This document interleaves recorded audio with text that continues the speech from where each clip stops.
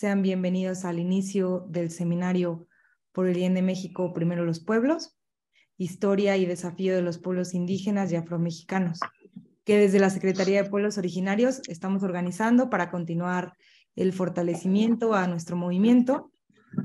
Y bueno, estimadas secretarias de Pueblos Originarios, los comisionados y comisionadas de los diversos estados que nos han hecho el favor y la ayuda de poder crear estas comisiones, agradezco su presencia y entusiasmo por ser parte de este evento.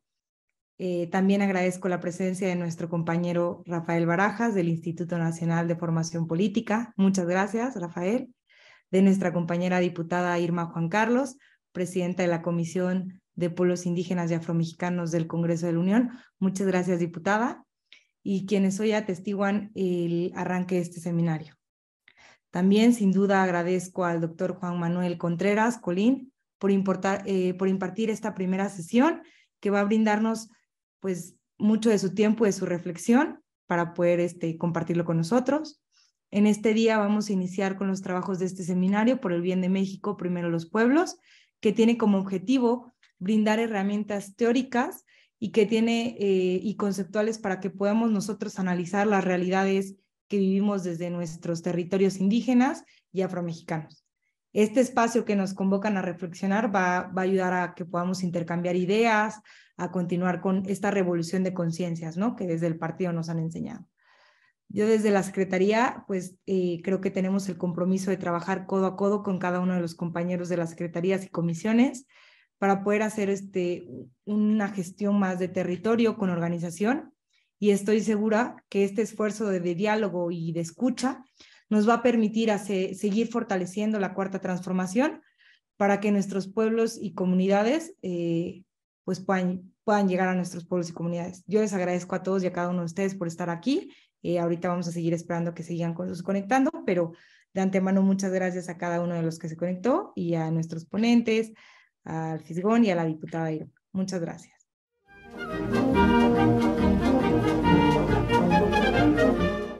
Muchas gracias a todos ustedes. Yo quiero felicitar a Pshido. Ahora otra vez le doy un saludo a nuestro querido Juan Manuel, que es un extraordinario ponente, gran amigo, hombre muy querido, hombre muy inteligente.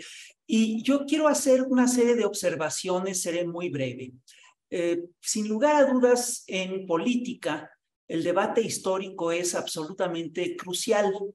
Y el debate por la historia, por los símbolos, por los héroes patrios, por las fechas y hasta por los nombres, ha sido desde tiempos lejanos una parte importante de la lucha por la narrativa, por la política y el poder.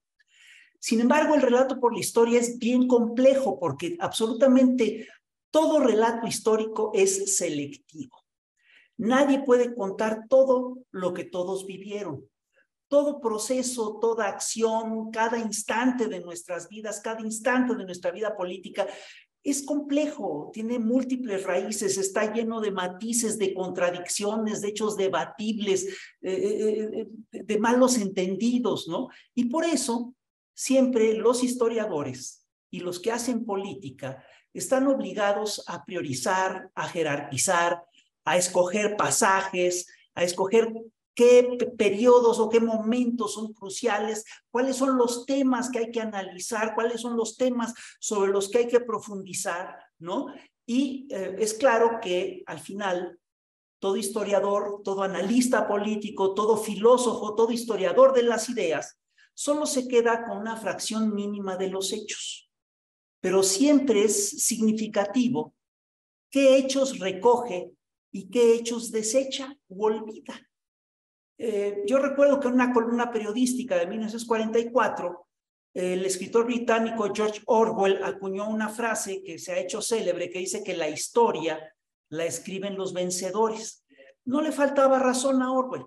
Sin lugar a dudas, los grandes relatos históricos que han dominado durante años a la sociedad suelen ser dictados por grandes poderes fácticos, por imperios potentes, por gobiernos poderosos, en fin. Y es un hecho que los vencedores suelen exagerar sus logros y sus virtudes y suelen relegar a los vencidos. Sin embargo, la historia de los derrotados sigue allí, está latente siempre, y como el agua o la verdad, poco a poco se abre paso y sale a flote. El poderoso relato, por ejemplo, del Imperio norteamericano, se cayó en cachitos ante el famoso estudio de Howard Zinn, que en 1997 publicó La otra historia de los Estados Unidos, donde le damos a los negros, a los movimientos sindicales y a los socialistas y también a los anarquistas. A veces, la visión de los vencidos, de los derrotados, tarda en llegar. Yo recuerdo que en México no fue sino hasta 1957, cuando Miguel León Portilla escribió un libro fantástico que se titula La visión de los vencidos. Este pueblo, este libro básicamente habla de lo que era, fue una selección de textos náhuatl traducidos al español por el padre Ángel María Garibay, en la que los indígenas daban su visión de lo que había sido la conquista de México. Hay que decir que en México los relatos de los pueblos originarios han sido marginados de muchos de los grandes relatos históricos. Las reflexiones sobre los pueblos marginados han sido marginadas, sobre los pueblos originarios han sido marginadas. La cultura de los pueblos originarios ha sido marginada. Y es hora de que ya no lo esté. Es el momento de que esta historia, de que esta cultura, de que esta tradición nos hable a todos, porque esta es una cultura fundamental para nuestra nación. Es la base de lo que somos los mexicanos. Ahí se encuentra, entre otras cosas, el origen del humanismo mexicano del que habla Andrés Manuel López Obrador. Ahí se encuentra el origen de nuestra vida, el origen de nuestra patria, el origen de nuestra nación.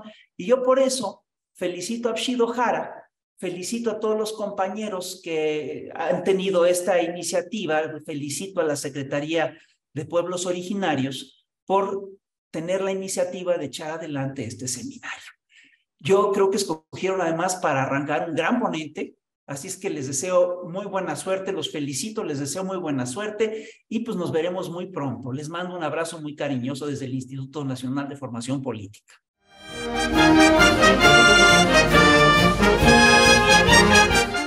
Muy buenas tardes o buenas noches, compañeras y compañeros. Muchas gracias a nuestra secretaria de Asuntos Indígenas del Comité Ejecutivo Nacional, mi paisana y amiga Apshido Jara, por la invitación para participar en este seminario tan importante que va dirigido precisamente a hombres y mujeres, mujeres y hombres que forman parte de nuestro movimiento de regeneración nacional desde estas importantes secretarías que estoy segura se están trabajando los temas que pues como partido, como movimiento, vamos a seguir impulsando dentro de todo lo que es este proceso de transformación. Como hemos señalado, no puede haber cuarta transformación sin los pueblos indígenas. Por eso, agradecer la invitación como presidenta de la Comisión de Pueblos Indígenas y Afromexicanas. Yo quiero comenzar diciéndoles que precisamente hace unos días estuvimos recordando y conmemorando los 31 años de que nuestro país ha sido o fue reconocido como una nación pluricultural. Es importante decirlo, apenas hace 31 años que en la Constitución fuimos reconocidos como país pluricultural y es precisamente por la presencia de pueblos indígenas, que significa cultura, que significa tradiciones, que significa riqueza milenaria, conocimientos milenarios que nos heredaron nuestros abuelos. La verdad es que el camino no ha sido fácil. Nuestros pueblos han tenido que luchar muchísimo para poder ser visibilizados, para poder ser reconocidos sus derechos, no solamente en la Constitución, sino en las leyes secundarias. Y quiero, desde mi punto de vista, señalar que la llegada de un presidente como Andrés Manuel López Obrador vino a cambiar el rumbo de nuestros destinos, vino a cambiar nuestra realidad, porque hoy, a diferencia de los gobiernos pasados, hoy en las políticas públicas del presidente Andrés Manuel López Obrador, los pueblos indígenas, los sectores vulnerables, los sectores que antes fuimos olvidados e ignorados, hoy somos parte importante de su agenda política, hoy estamos al centro de esas políticas públicas. Y eso necesariamente pasa pues por los trabajos que se llevan a cabo en la Cámara de Diputados. Ustedes ya han escuchado precisamente esta consigna por la cual o con la cual trabajamos, que por el bien de todos, primero los pobres. Y cuando hablo de políticas públicas me refiero también a esta propuesta de presupuesto que el presidente Andrés Manuel López Obrador envía a la Cámara de Diputados, donde el presupuesto, el mayor presupuesto el presupuesto que se destina, por ejemplo, a las diferentes secretarías como la Secretaría de Bienestar, la Secretaría de Cultura, todas las dependencias que operan el recurso transversal a pueblos indígenas. En este caso, pues, es un recurso bastante importante. Tenemos más de 100,000 millones de pesos en un anexo 10 que va para pueblos indígenas y ahora también a los pueblos al pueblo afromexicano, que por cierto, apenas en el 2019 lograron su reconocimiento después de más de 30 años de luchar y de batallar. Lograron ser reconocidos en la Constitución, en el artículo 2, en el apartado C, ser reconocidos como parte de la composición pluricultural de nuestra nación. Es decir, que a partir de la llegada de la Cuarta Transformación es que se ven los cambios a favor de los pueblos indígenas y el pueblo afromexicano, y eso pues es gracias a que tenemos a un gran presidente, que vivimos un nuevo momento, una nueva época en la historia de nuestro país, donde el cambio ha sido muy radical, el cambio ha sido muy importante. En los gobiernos pasados fuimos despojados, fuimos olvidados, fuimos masacrados. Se nos despojó no solamente de nuestros territorios, sino de nuestros conocimientos, de nuestras lenguas, de nuestra vestimenta, haciéndonos sentir que éramos inferiores por portar una ropa típica, por hablar nuestra lengua o por usar nuestros guaraches o simplemente ser de piel morena. Y hoy en el gobierno del presidente Andrés Manuel, hoy podemos estar orgullosas y orgullosos de nuestras raíces, de lo que somos. Y por eso es importante mencionarles que desde la Comisión de Pueblos Indígenas y Afromexicanos estamos sumando a los trabajos que se vienen realizando por parte de nuestro gobierno. Nos ha tocado, por ejemplo, crear el Instituto Nacional de los Pueblos Indígenas. Nos ha tocado impulsar la creación de la Ley General de Consulta a los Pueblos Indígenas y Afromexicanos. Nos ha tocado impulsar la creación del Día Nacional de la Mujer Indígena en nuestro país. Seguimos impulsando varias reformas, entre ellas la reforma al artículo 2 constitucional para reconocer que los pueblos indígenas son sujetos de derecho público, para reconocer la personalidad jurídica que debemos de tener como pueblos indígenas y afromexicanos. También decirles que seguimos impulsando una reforma constitucional para que las lenguas de los 68 pueblos indígenas de nuestro país sean reconocidos como lenguas nacionales. Y así seguimos impulsando, por ejemplo, la reforma a la ley agraria para que las mujeres podamos también tener los derechos a las tierras, a los territorios, pues a tener el derecho a la sucesión parcelaria en el caso del fallecimiento de los titulares, porque la ley agraria, por ejemplo, únicamente reconoce a los hijos varones. En fin, desde la Cámara de Diputados seguimos trabajando, seguimos impulsando importantes reformas, seguimos legislando a favor de los grupos más vulnerables, en este caso los pueblos indígenas que me toca a mí representar. Agradecerles pues la oportunidad de poder compartir estas experiencias, pero sobre todo también la preocupación. Creo que Morena hoy tiene esta gran oportunidad de ser un gran movimiento, más que partido, ser un gran movimiento que puede continuar, que debe más bien de continuar con esta gran tarea de ser, pues de encauzar las luchas de los pueblos, que sigamos siendo esa herramienta de transformación también para los pueblos indígenas y el pueblo afromexicano. Hay las condiciones políticas, hay todas las condiciones para que podamos seguir trabajando y que con la mayoría legislativa que hoy tenemos, seguir impulsando los temas que aún están pendientes. Por ejemplo, entre los temas que están pendientes y que me gustaría compartir con ustedes es la creación de la Ley General de Consulta a los Pueblos Indígenas, que en la Cámara de Diputados ya hicimos la parte que nos correspondía, que era impulsar los foros de consulta, inscribir las iniciativas, dictaminar en comisiones, aprobar en el Pleno. Sin embargo, esta minuta está detenida en el Senado de la República. Y creo que podríamos conjuntar los esfuerzos para pues impulsar pues la aprobación en el Senado de la República de esta ley, por decir un ejemplo nada más. Pues agradecerles, hay experiencias muy bonitas, muy importantes.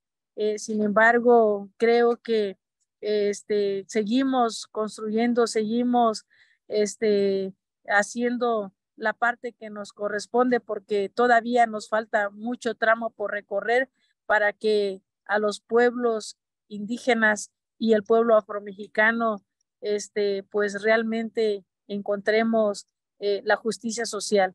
Muchísimas gracias a todas y a todos, y muchas gracias nuevamente a nuestro Comité Ejecutivo Nacional por abrir estos espacios, y en especial a nuestra amiga, nuestra compañera, nuestra hermana Ishido Jara, por la oportunidad de poder participar en este seminario tan importante. Muchas felicidades y muchas gracias.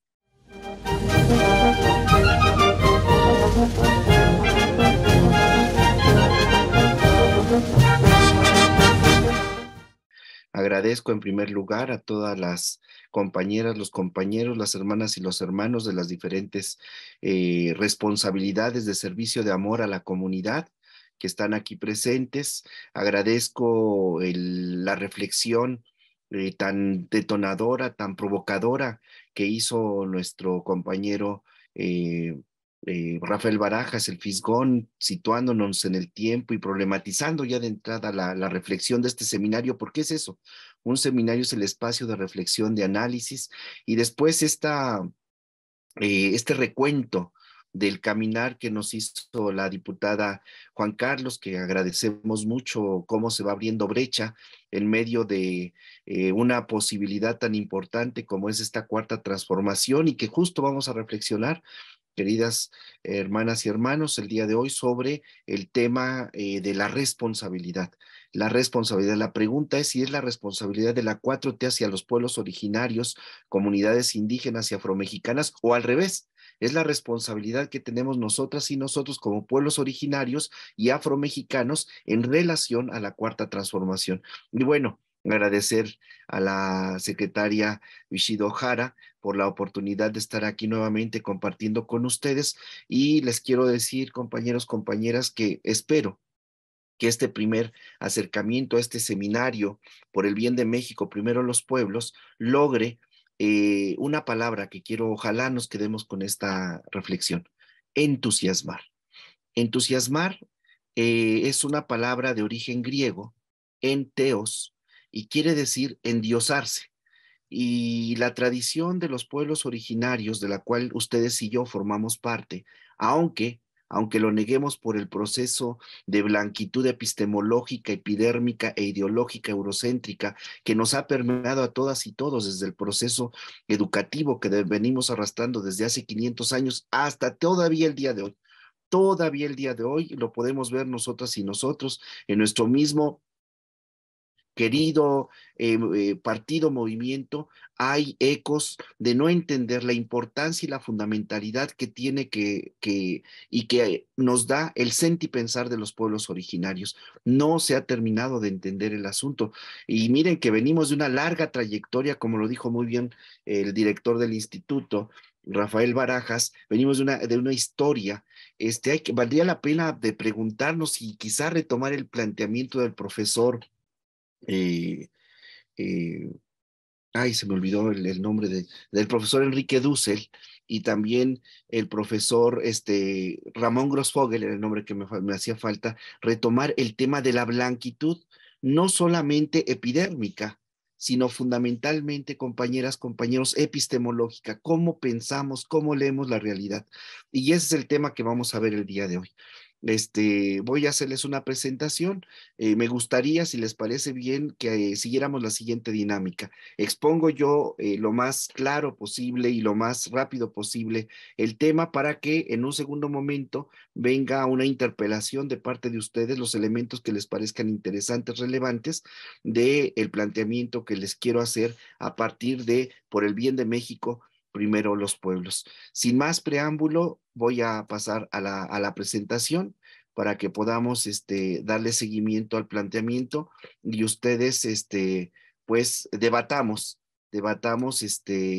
hasta dónde es posible reflexionar sobre la responsabilidad que tiene un partido movimiento como es Morena, pero también la responsabilidad que tenemos nosotras y nosotros en relación al partido movimiento.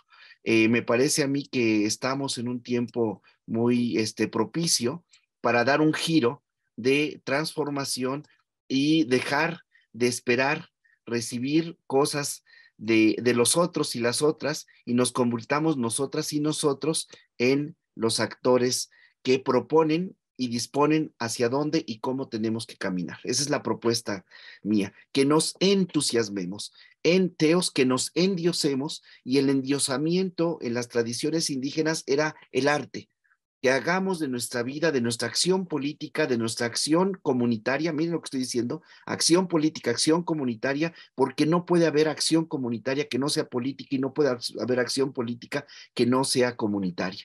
Entonces, que logremos entusiasmar y entusiasmarnos y hagamos del arte, hagamos de la práctica política un arte. Ese es el tema que me gustaría proponerles y bueno, vamos a discutirlo.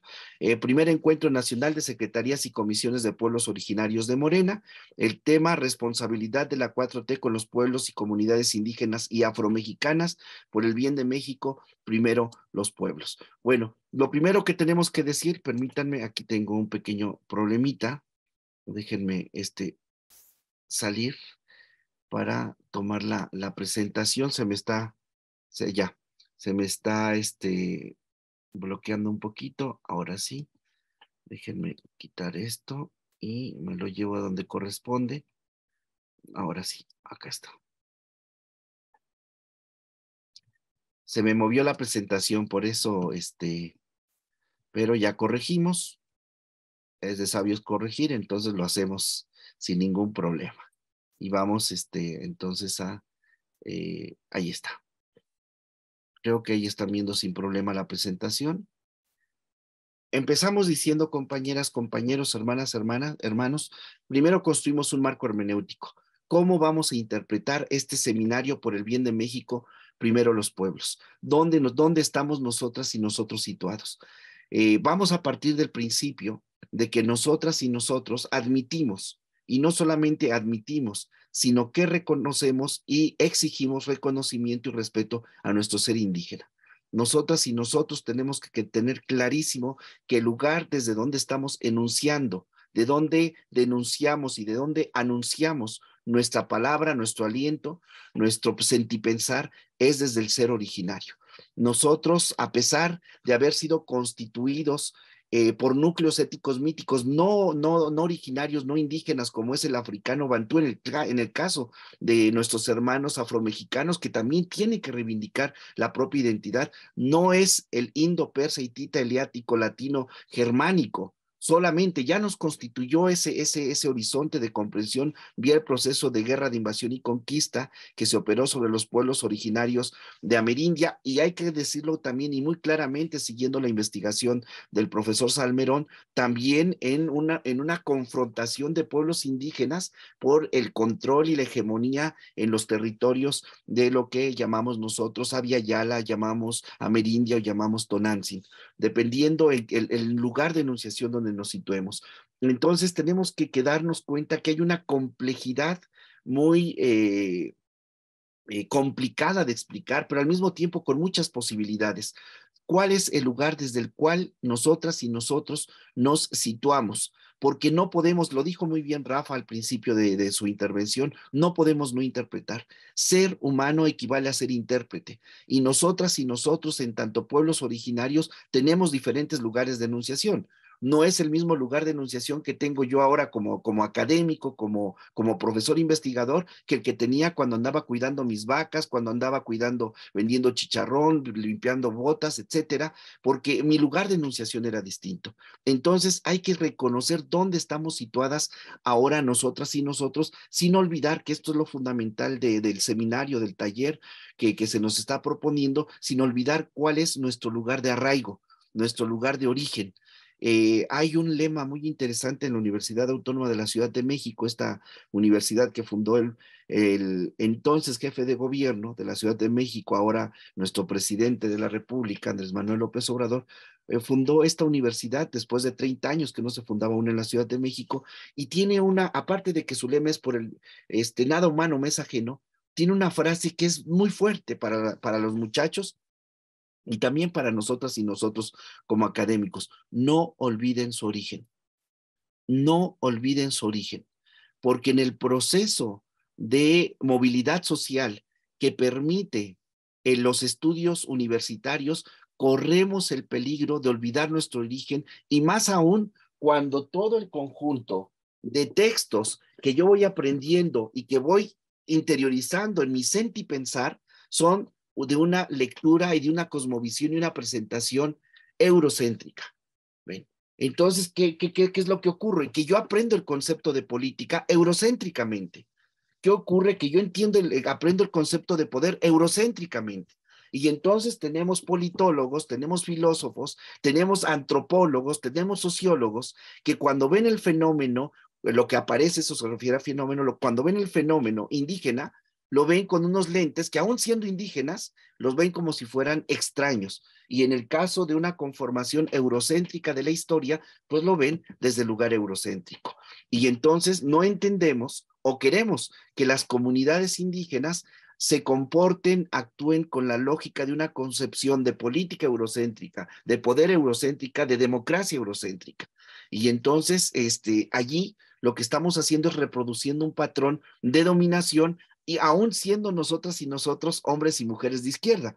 ¿De qué sirve que yo sea un hombre de derecha, ideologizado en un conservadurismo político y moral y epistemológico, si mi concepto de poder es entendido como dominación? Y cuando yo, un hombre de izquierda, de pueblo originario, afromexicano, que cuando llega al ejercicio del poder, donde están ustedes ahora, donde estamos nosotras y nosotros tomando decisiones, quien toma las decisiones tiene poder, compañeros, compañeras. Si ustedes toman decisiones, ustedes están en un lugar de ejercicio del poder. Pero ¿qué ocurre?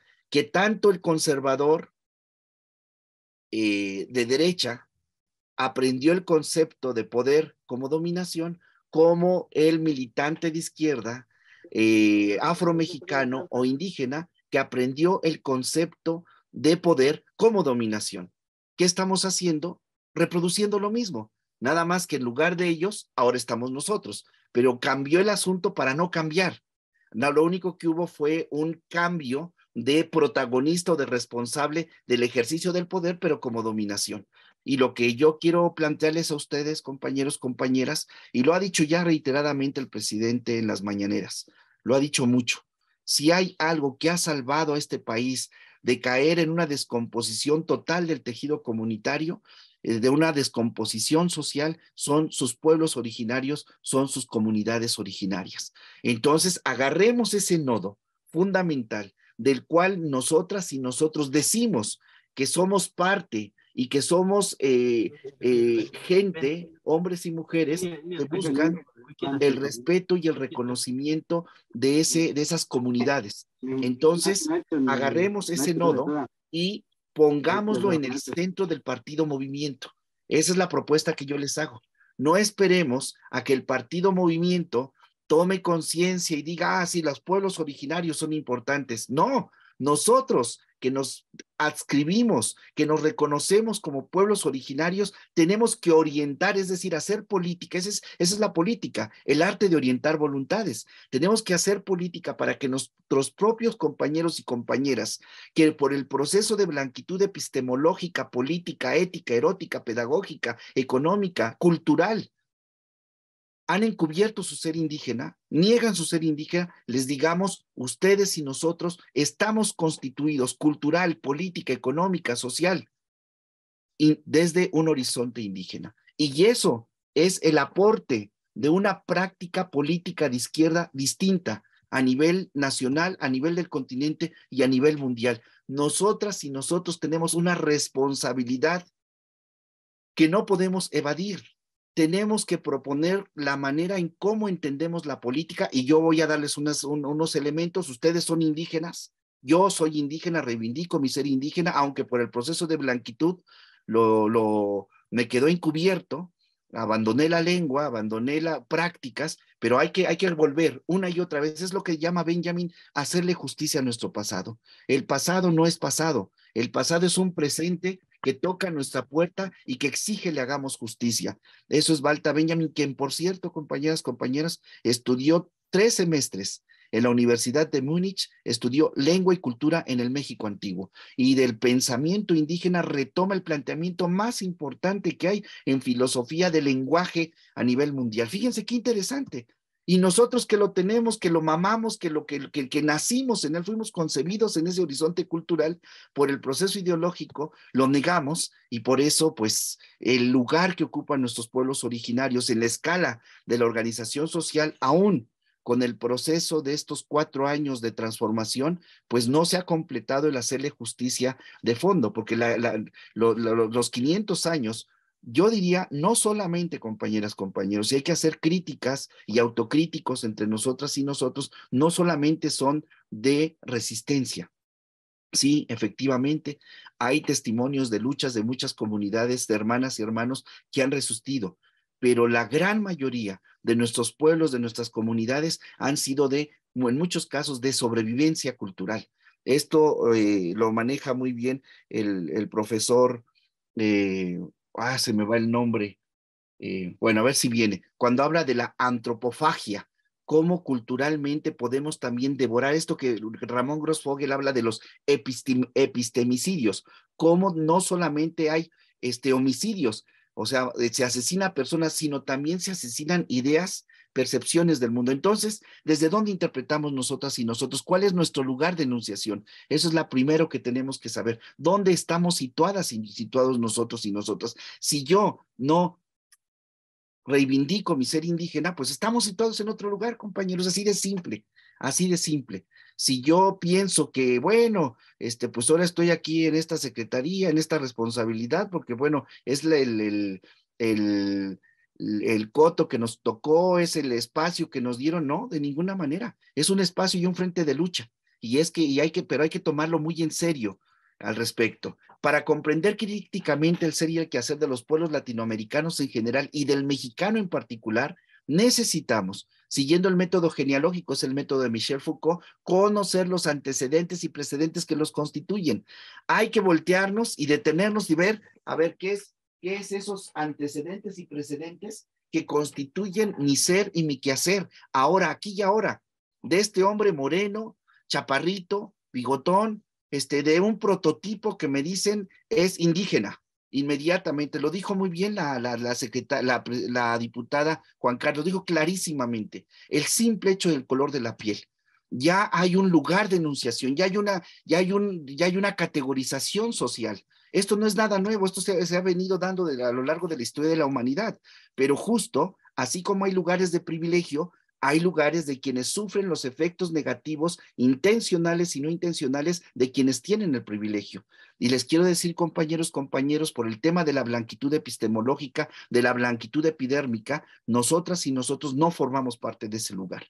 No es nuestro lugar de enunciación, aunque por el proceso ideológico anhelemos ese lugar, nos comportemos como la gente de ese lugar, busquemos tener patrones de conducta, de maneras de ser y de relacionarnos en ese lugar, pero no estamos allí, no somos de allí, y tan no somos allí y no estamos allí que el simple hecho de que nos vean como somos, como vivimos, cómo nos comportamos, cómo comemos, cómo amamos, diría Eduardo Galeano, ya tenemos una carga histórica. Y peor aún, tenemos esa carga histórica y nosotras y nosotros la despreciamos porque tiene en la lógica del sistema una connotación negativa. Lo que tenemos que hacer es reivindicar nuestro ser, afinar nuestro lugar de enunciación, nuestro marco hermenéutico, es decir, de interpretación, y desde ese lugar periférico, históricamente negado, lo que ustedes quieran ponerle, aún admitamos, supongamos que fuera como lo dice el sistema, que somos ignorantes.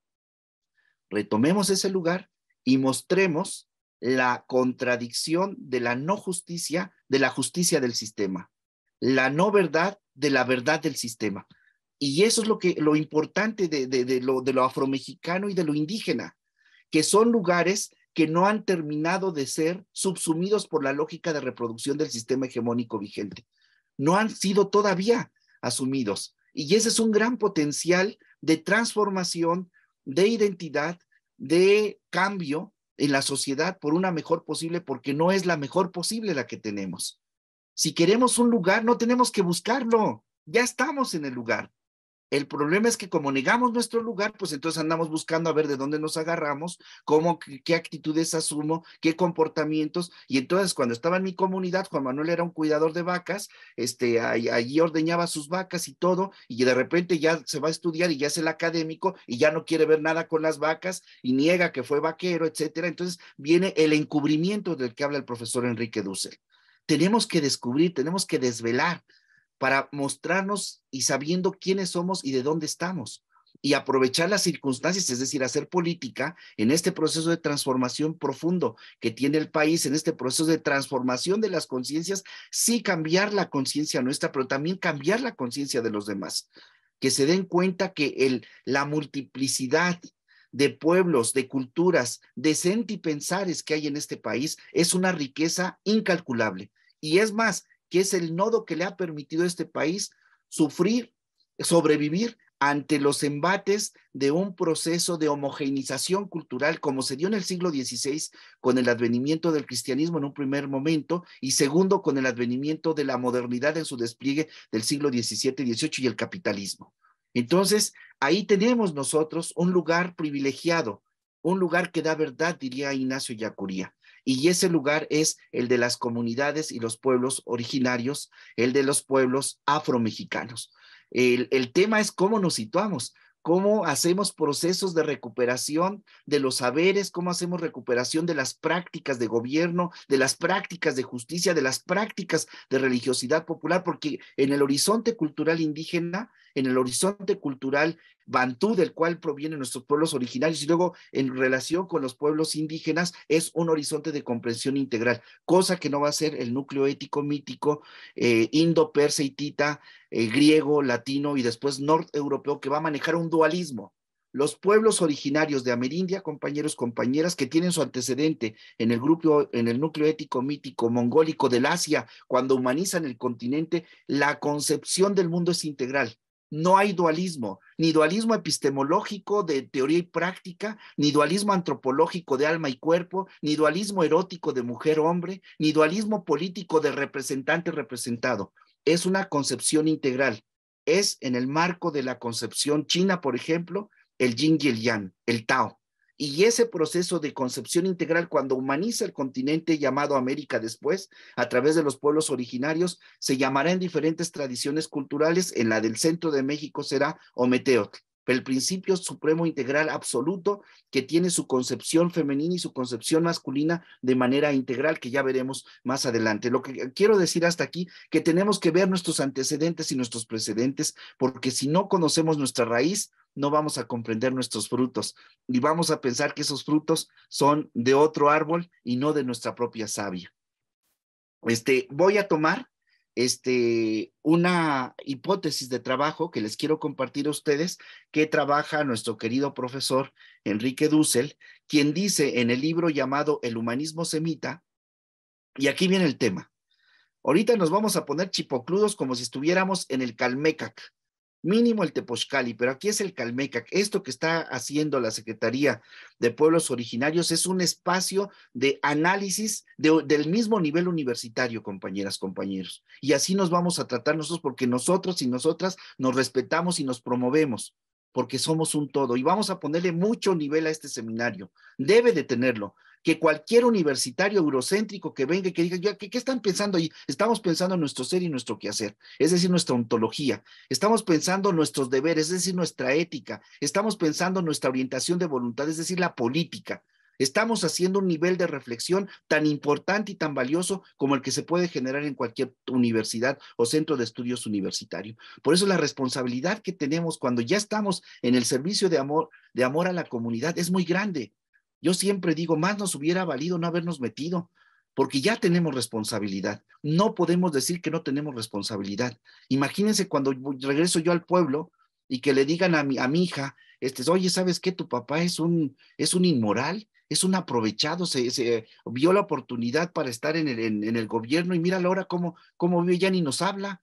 Imagínense el tema de la tradición de mis ancestros, que estuvieron luchando por tener un partido distinto, un país distinto, y que yo me aproveche de las circunstancias para enriquecimiento personal o promoción personal, eso van a ver, eso se llama corrupción. Pero entonces pasarle el cepillo a contrapelo a mi historia personal, a mi historia como hijo de pueblo originario, así como las feministas nos hablan de hijos sanos del machismo, pues también nosotros tendríamos que hablar de hijos sanos de la reivindicación económico, política, cultural, ideológica, erótica, pedagógica de nuestros pueblos originarios. Y aunque digamos que somos mestizos, fíjense, ojalá reivindiquemos el mestizaje de ese ámbito indígena. Bueno, ¿qué dice el profesor Enrique Dussel, compañeros, compañeras? Dice él, la antropología define, condiciona, determina a la ética y a la política. Y yo voy a decir, y a la erótica, y a la pedagógica, y a la económica, y a la teológica. O sea, en otras palabras, dependiendo la concepción que tenemos de ser humano, nosotras y nosotros, se va a desprender la ética, la política, la económica, la pedagógica, la erótica, la teológica. Se va a desprender. O sea, es tan importante la concepción de ser humano que esa concepción determina todo lo demás. Yo siempre les digo a los muchachos y a las muchachas cuando doy clase en la universidad, que si hay un muchacho, una muchacha que les quieren invitar unos taquitos de suadero o unos taquitos de canasta o un helado, lo primero que les tienen que preguntar es ¿qué es para ti el ser humano? Y si el muchacho o la muchacha les responde el ser humano es lo más importante que existe y es fin en sí mismo, les digo, no solamente acéptenle una ronda de tacos, acéptenle 2 rondas de tacos. Pero si él dice que el ser humano es el lobo del otro ser humano, le digo, aléjate inmediatamente de allí. ¿Por qué? Porque esa concepción de ser humano, el ser humano es el lobo del propio ser humano. Imagínense qué concepción tiene de sí, qué concepción tiene de los demás. Es el tema. Y ahorita vamos a nosotras y nosotros a rescatar cuál es la concepción del ser humano en la tradición del núcleo ético, mítico, mongólico, indígena, del cual ustedes y yo formamos parte. Porque hay una concepción que atraviesa todo el continente.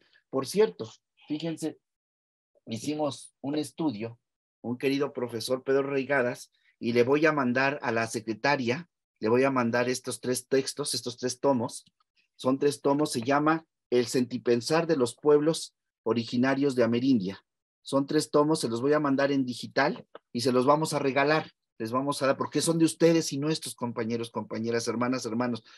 Son nada más 50 muestras de 50 pueblos indígenas de todo el continente, desde los Inuit en en las nieves perpetuas del norte del continente hasta el Chaltén sagrado de los Honak en Tierra de Fuego. Sacamos 50 muestras para sacar el pensamiento de nuestros pueblos. En estos 3 tomos, el profesor Reigadas y su servidor, se los vamos a regalar para que vean la importancia. Tenemos nuestra propia filosofía, nuestra propia política, nuestra propia erótica, nuestra propia tradición.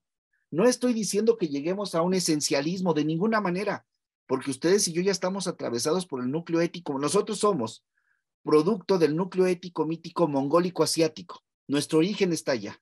Los pueblos mongólicos asiáticos en el proceso de migración entran y humanizan estas tierras que será el continente americano después. Esos pueblos que tienen y hunden sus raíces en el mongólico asiático van a devenir en el mongólico amerindio.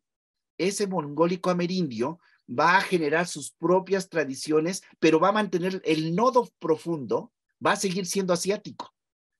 Después viene el proceso de guerra de invasión y conquista de los eurocristianos y nos llegan otros núcleos éticos míticos. El indo, persa, griego, latino, norte-europeo llega, pero con eso también llega el semita, egipcio, mesopotámico, judeo-cristiano.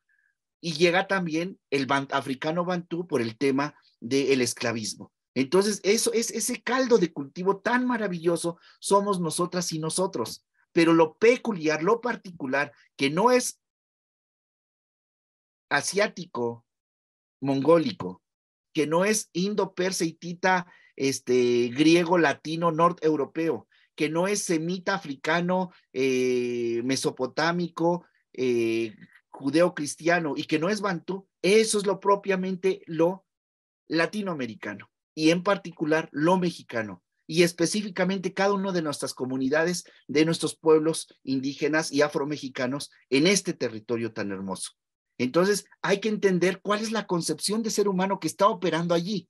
Una vez que tengamos entendido qué concepción de ser humano está operando allí, púchale, empezamos a desprender la ética, la política, la económica, la pedagógica, la erótica, la teológica, y vamos, ya tenemos marcos hermenéuticos. Y cuando nos venga un planteamiento economicista, entonces decimos otra vez, sí, pero ¿y aquí dónde queda el ser humano? ¿Y aquí dónde queda la comunidad?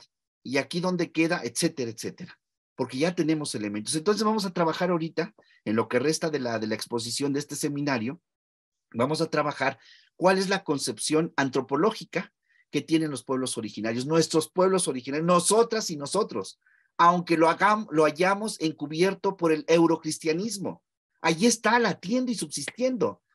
Si supieran ustedes lo que significa Tonantzin Guadalupe, compañeras, compañeros, lo que significa Nuestra Señora de Juquila, lo que significa Nuestra Señora de San Juan de los Lagos, lo que significa el Cristo del Veneno, lo que significa, son en realidad recreaciones religioso-culturales donde lo indígena retoma un ropaje europeo, porque no podía no ser, siglo XVI, y a partir de allí se hace una recreación religioso-cultural impresionante. Pero también así como ocurre en lo religioso, ocurre en lo político, ocurre en lo económico, ocurre en lo pedagógico. Los consejos que nos da mamá y papá, y las leyendas que nos cuentan de la Llorona y del Charrito Negro y el Cristo del huertito, etcétera, nuestras hermanitas indígenas de Mazahuas que danzan con la Virgen de las pastoras, que nosotros, es recreación religioso-cultural, pero de fondo está una concepción de ser humano y la vamos a proponer en este momento. Bien, hay un señor, un filósofo, así como nosotros teníamos grandes filósofos como Acomixtli, Nezahualcóyotl, o teníamos a otro como Tlacaelel, impresionantes filósofos también en estos territorios, en estas tierras. Hubo un filósofo, porque ya murió en el 2005, que se llamó el profesor Jean-Paul Ricoeur. El profesor Ricoeur decía que todas las culturas, compañeras, compañeros, esto es fantástico.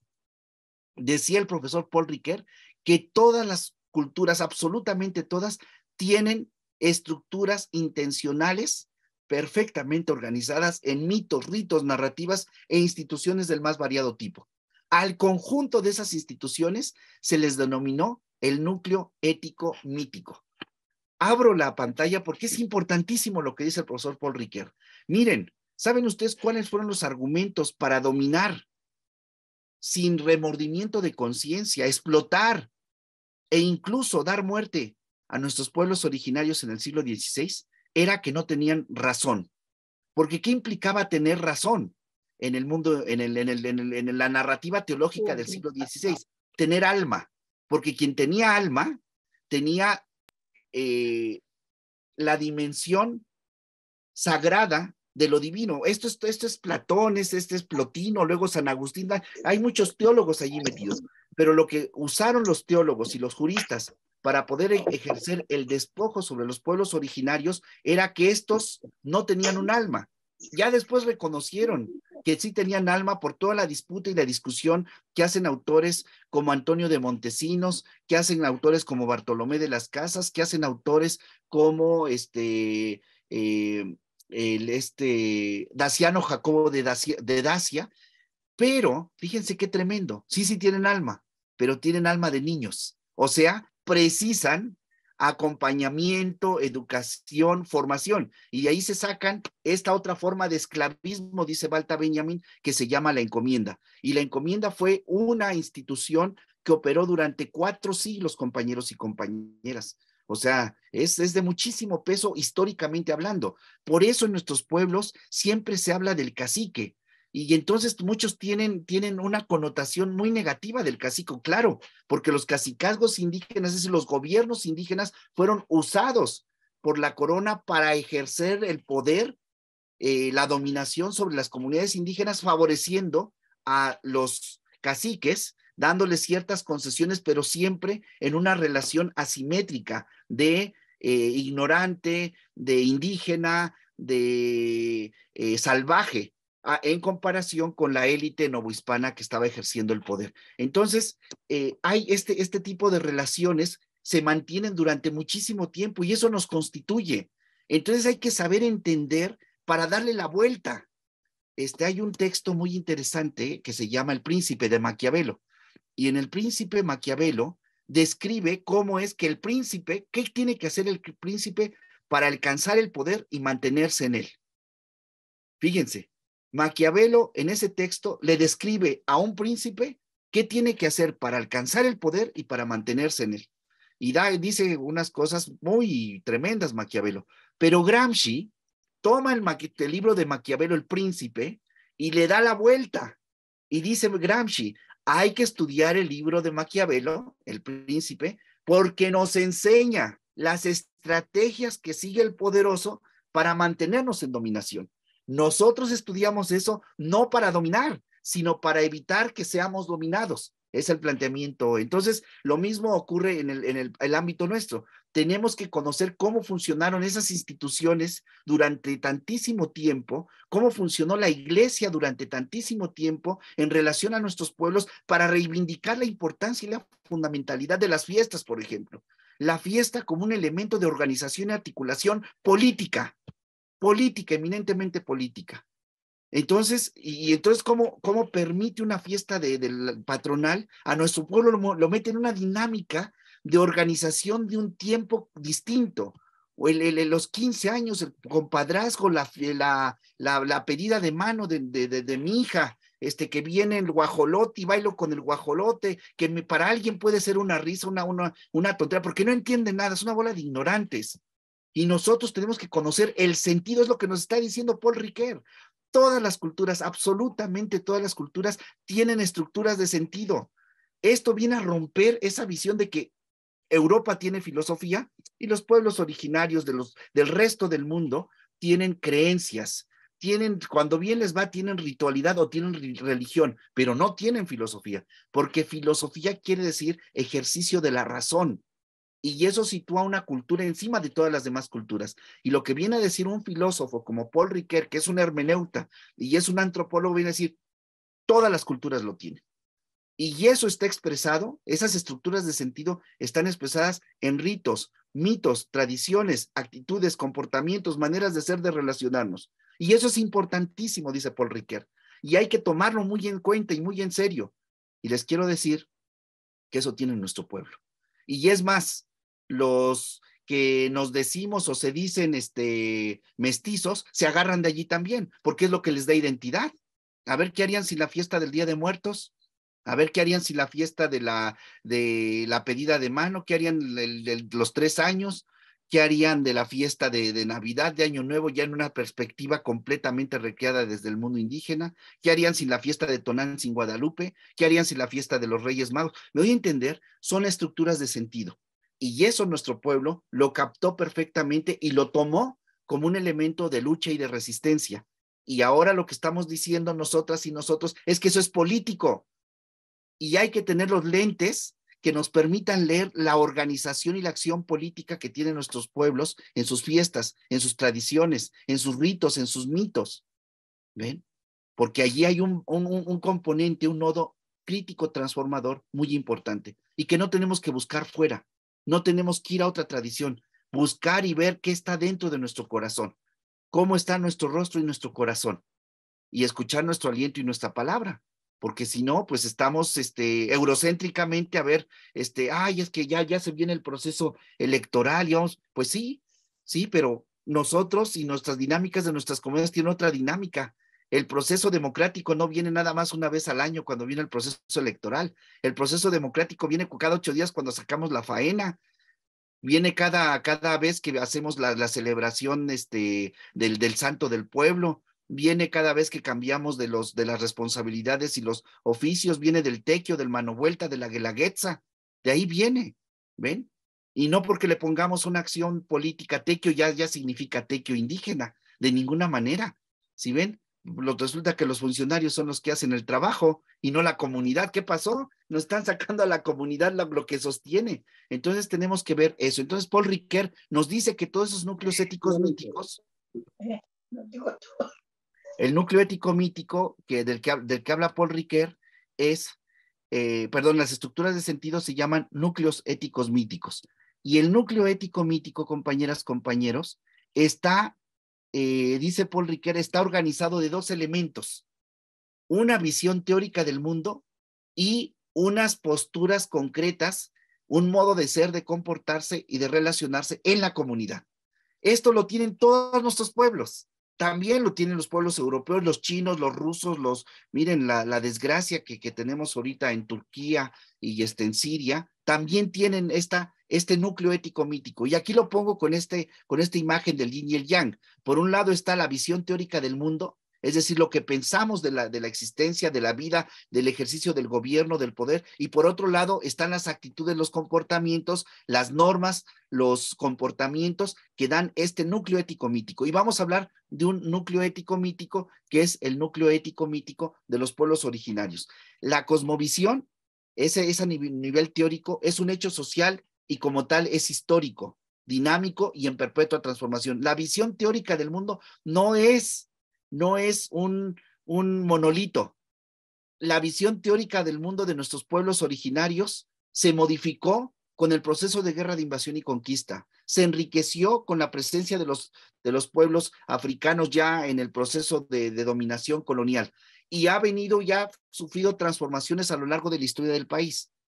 Ha habido momentos de mucho conservadurismo y ese conservadurismo nos ha constituido nuestra visión teórica del mundo, pero ha habido momentos de transformación, de estas 4 transformaciones de las que ahora hemos hablado: la independencia, la revolución, la reforma, la revolución y ahora este proceso. Están modificando nuestra visión teórica del mundo. Sin embargo, la abstracción, es decir, la teoría, se crea a partir de la praxis. Lo fundamental, compañeras y compañeros, es la praxis. La praxis es el momento primero y tiene una teoría que es el momento segundo. La teoría es fundamental. La teoría nos sirve para fundamentar y justificar por qué hacemos lo que hacemos y cómo lo hacemos. Y tenemos que dar razón de eso. Ahora que esperemos que este seminario se despliegue y se vuelva un referente a nivel no solamente nacional, sino a nivel de todo el continente, de los pueblos originarios del norte de América hasta el del sur de América, nos permitan entrar en un diálogo de saberes, en un tequio de saberes, en un intercambio de visiones del mundo y de prácticas, en un tianguis de conocimiento.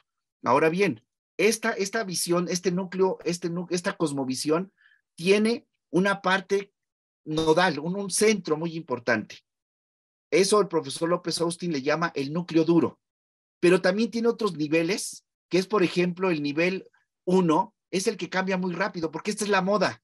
Es cuando viene, por ejemplo, un tipo de música que logra impactar a la juventud. Pero hay otro nivel que cambia por periodos cortos, otro por periodos largos y otro que muy difícilmente cambia. Ese es el núcleo duro de todos los núcleos éticos míticos. Y nosotras y nosotros tenemos este número 4, tenemos un núcleo duro como pueblos originarios. Sí, sí ha sido trastocado por el cristianismo, ha sido trastocado por el sistema burgués capitalista, ha sido trastocado por el nivel de corrupción de 50, 70 años, 500 años de dominación que hemos tenido. Sí, pero esto difícilmente se cambia. Y esto hay que hacer una especie como de buceo. Nos tenemos que meter en nuestra propia tradición, en nuestra propia cultura, en nuestra propia lengua, en nuestra propia manera de ver el mundo y llegar cuál es políticamente para los pueblos originarios, qué se entiende por poder, qué se entiende analógicamente hablando por democracia, qué se entiende por representación, por qué yo no debo mentir, robar, traicionar, por qué no debo hacerlo. Porque para los pueblos originarios la comunidad es el nodo fundamental y no el individuo. ¿Por qué? ¿Eso qué tiene que ver y cómo lo ponemos a discutir con una visión en el marco normativo, por ejemplo, que pone el énfasis en el individuo y no en la comunidad? ¿Cómo lo fundamentamos y lo justificamos? Este núcleo, el núcleo 4, es el organizador de los componentes del sistema, ajusta las innovaciones y recompone los sistemas tras el debilitamiento, la disolución o la pérdida de elementos. La dureza del núcleo no implica la inamovilidad. Por ser histórico se transforma, aunque esa transformación implica largo tiempo. Nosotras y nosotros hemos aprendido cómo se hace política tradicionalmente. Y la propuesta que ahora nos hace la interpelación, el desafío que nos está haciendo ahora la Secretaría de Pueblos Originarios es atrevámonos, como diría Kant, aude sapere, atrévete a pensar desde tu propio lugar indígena, atrévete a reconocerte como indígena, atrévete a amarte como indígena. No tenemos otro lugar, aunque eurocéntricamente, diría el profesor Bolívar Echeverría, la blanquitud epistemológica, la blanquitud de pensamiento está operando todo el tiempo. Véanlo ustedes, por favor, compañeros, prendan la televisión. A las 10 cuando están allí desayunando o ya están allí con los compañeros allí en la oficina, llámenlos a todos y pónganse a ver el programa Venga la Alegría y vean a las personas que están allí, vean si se parecen a ustedes, vean si son como nosotros, vean si pensamos igual, de qué tonteras y de qué idioteces están hablando todo el tiempo. ¿Ven? Pero hacemos una asunción de esas lecturas, de esas miradas, de esos deseos, y entonces nuestra erótica se va en ese nivel, nuestra pedagógica se va en ese nivel, nuestra económica se va en ese nivel. Y entonces viene la negación de la propia identidad, el encubrimiento de los propios lugares de enunciación y el deseo de una concepción que no es nuestra y que nos desprecia aparte. Fíjense qué tremendo es el asunto. Uno podría hablar incluso como de nos gusta el sufrimiento, pero no es sufrimiento. Eso se llama formación ideológica. Formación ideológica. Y lo que estamos haciendo en este espacio de este seminario es formación ideológica, compañeros. Y hay que decirlo con todas las palabras. Estamos haciendo política. A mí me pidieron dar una conferencia y con muchísimo gusto la acepté. Primero porque yo me reivindico en mi ser indígena mazahua, negado, olvidado, encubierto, blanquizado. Lo reivindico. Y segundo, porque estoy haciendo política con ustedes. Por eso me tienen que aplicar el sospechómetro, porque Juan Manuel no dejó cosas de hacer de lecturas que tenía por los chulos ojos de Ricardo Salgado o por la gorra de José Romero, de ninguna manera. Bueno, también, para que no se me vayan a poner románticos, también, pero fundamentalmente porque estoy haciendo política, porque yo considero que este es un lugar propicio para decir, vamos a orientar voluntades, y lo indígena tiene que estar en el centro de la cuarta transformación. Y si las feministas dicen, no, la cuarta transformación es feminista o no es cuarta transformación, nosotras y nosotros vamos a decir, o la cuarta transformación es de los pueblos originarios y de los afromexicanos, o no es transformación. ¿Por qué? Porque la cuarta transformación, en su nodo general, ¿qué propone de nuevo? De innovación, de aporte original, de una orientación de política distinta a la práctica tradicional. ¿Qué aporta? Si sigue lo mismo, no va a aportar absolutamente nada. no va a aportar. Y esta secretaría y estos responsables que son ustedes, tenemos un gran compromiso, compañeros, compañeras, situar el tema indígena, la concepción indígena, la cosmovisión indígena, el etos indígena en el nodo fundamental de la 4T. Eso la va a hacer distinta. Eso va a hacer que no repita ni reproduzca ya lo que está repitiendo y reproduciendo. Concepciones de ejercicio del poder como dominación, como despotismo, como patriarcalismo. Porque en los pueblos originarios el ejercicio del poder, el Huey Tlatoani, ¿qué es? Huey Tlatoa, compañeros, compañeras. Huey Tlatoa, en el marco de la concepción hegemónica náhuatl mexica del altiplano central de México y también en el sureste, porque acuérdense que los mexicas mandaron los pipiltin de San Salvador, allá en San Salvador, es un enclave indígena náhuatl del centro de México hasta allá. ¿Y qué era lo que estaban proponiendo? Huey Tlatoani. Nadie tiene autoridad para hablar si no tiene la autoridad moral para hacerlo. ¿El Huey Tlatoani puede hablar? Huey, grande, Tlatoa, palabra, el gran hablador, el que tiene la gran palabra, es decir, el que tiene la legitimidad para hablar. Solamente podemos hablar cuando tenemos legitimidad. Y la legitimidad en la comunidad, ustedes lo saben mejor que yo, se obtiene por el principio coherencia entre lo que se piensa, se dice y se hace. Y eso se llama autoridad moral, compañeros, compañeras. Nuestro presidente lo ha repetido varias veces y yo lo rescato como una de las características del humanismo del cual está hablando nuestro presidente. El principio coherencia como la autoridad moral, como la autoridad política más importante y más efectiva, la autoridad moral. Puedo, Juan Manuel Contreras Colín, decir, traigo 8,000 votos, usted no trae nada, usted es un corrupto, porque no son votos, son personas, son dignidad infinita. Ahorita van a ver lo que significa tener dignidad infinita, que es el macehual. ¿Quién es un macehual en la concepción indígena? Cada una de nuestras lenguas le llama de manera distinta. Yo hablo de lo que conozco, por eso. El macehuali es el que tiene merecimiento. ¿De dónde le viene ese merecimiento? Vamos estudiándolo. En la tradición indígena no tenemos votos. Nuestro pueblo no son números, son personas, son dignidad infinita, son fines en sí mismas, en sí mismos. Por eso les digo que esa es la fuerza que tiene el movimiento indígena. ¿Por qué el EZLN logró simbrar a nivel mundial un planteamiento distinto del mandar obedeciendo? Porque justo ese es el aporte que tenemos que dar. Ustedes tendrían que llegar a las comunidades con los hermanos y las hermanas. Díganme en qué les puedo servir, hermanas, hermanos. Yo soy su macehual, soy su cargador, díganme. ¿Ven? Y no, pues ¿qué pasó? No me pusieron la mesa, no me pasaron al frente. No. Usted es un hermano, es un cargador, usted lo elegimos para que usted nos cargara, fíjense nada más, para que nos hiciera sombra. Usted es el árbol, no para que diga, acá miren qué grandote soy, no. Usted es árbol para dar la sombra al pueblo, para cargar al pueblo. Cuando hablaban los abuelitas y los abuelitos que nombraban a un representante de la comunidad, el representante estaba chillaba, porque ahora entendía que tenía que estar al servicio todo el tiempo de la comunidad y que tenía que cuidar a la comunidad y que si alguien se salía mal en la comunidad, responsabilidad de todas y todos nosotros. ¿Cómo recuperar eso? ¿Cómo ponerlo en el centro de la política? Y cuando están peleando las candidaturas, llegar y decir, compañeros, ¿qué pasó? Estamos para servir, no para servirnos. Eso se llama corrupción. Y si usted ya está blanquizado y tiene una concepción corrupta de la política, no es su lugar. Discúlpenos, aunque sea indígena, no es su lugar. La tradición de nuestros abuelos y nuestras abuelas, la tradición de nuestros ancestros y nuestras ancestras, que tenemos que hacerle justicia. Ese es Walter Benjamin, compañeros, compañeras. Debemos hacerles justicia. Y todos los que se quedaron en el camino por luchar y buscar una mejor vida para los demás, son nuestra responsabilidad, dice Walter Benjamin. ¿Ven?